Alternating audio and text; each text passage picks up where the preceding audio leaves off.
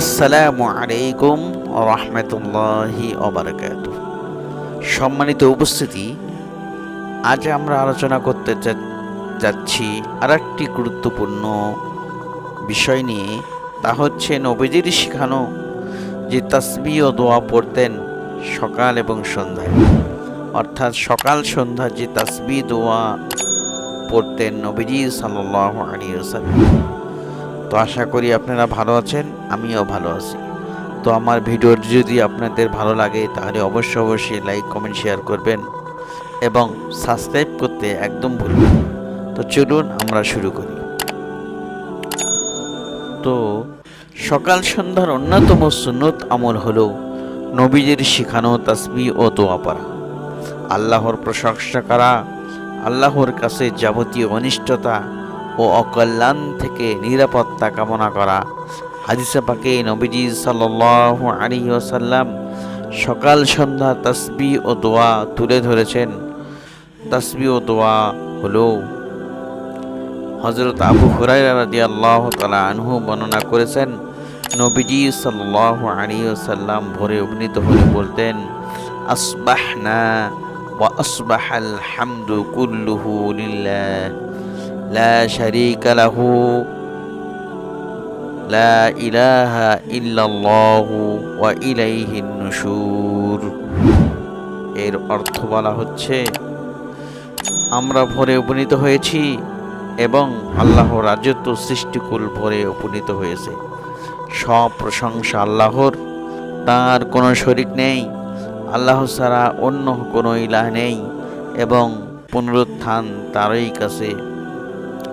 নবীজি সাল্লাল্লাহু আলাইহি ওয়াসাল্লাম সন্ধ্যায় উপনীত হলে আরও তিনি বলতেন, আমসাইনা ওয়া আমসাল মুলকু লিল্লাহ ওয়াল হামদু কুল্লুহু লিল্লাহ লা শারীকা লাহু লা ইলাহা ইল্লাল্লাহু ওয়া ইলাইহিল মাসির।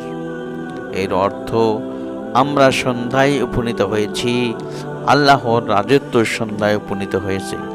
সব প্রশংসা আল্লাহর এবং তার কোনো শরীক নেই। আল্লাহ ছাড়া কোনো ইলাহ নেই এবং তার কাছেই ফিরে যেতে হবে। এটি আবু দাউদ, তিরমিজি, নাসাই, ইবনে মাজাহ, মুসনাদে আহমদ, ইবনে হিব্বান, নাসাই শরীফে উল্লেখ করা হয়েছে। অতঃপর নবীজি সাল্লাল্লাহু আলাইহি ওয়াসাল্লাম পরিশেষে আরেকটি দোয়া বর্ণনা করেছেন। তিনি যে ব্যক্তি সন্ধ্যায় 3 বার বলবেন, বিসমিল্লাহিল্লাযী লা ইয়াদুররু মা'a ইসমিহি শাইউন ফিল আরদ ওয়ালা ফিস সামাই ওয়া হুয়াস সামিউল আলীম।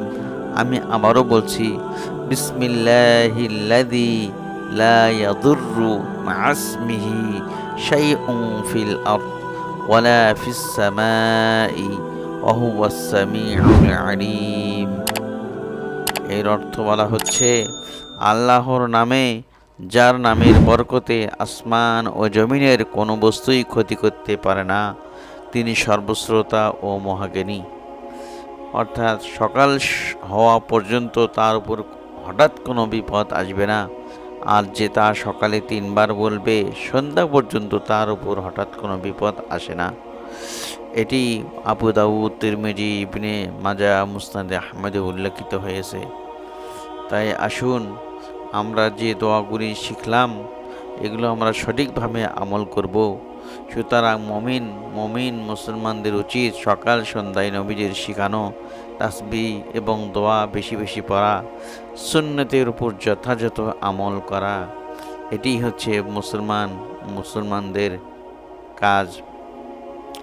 আল্লাহ তাআলা মুসলিম উম্মাহকে তার প্রশংসায় এবং অনিষ্টতা থেকে নিরাপদ থাকতে হাদিসে বর্ণিত দোয়া পড়ার তৌফিক দান করুন, আমিন।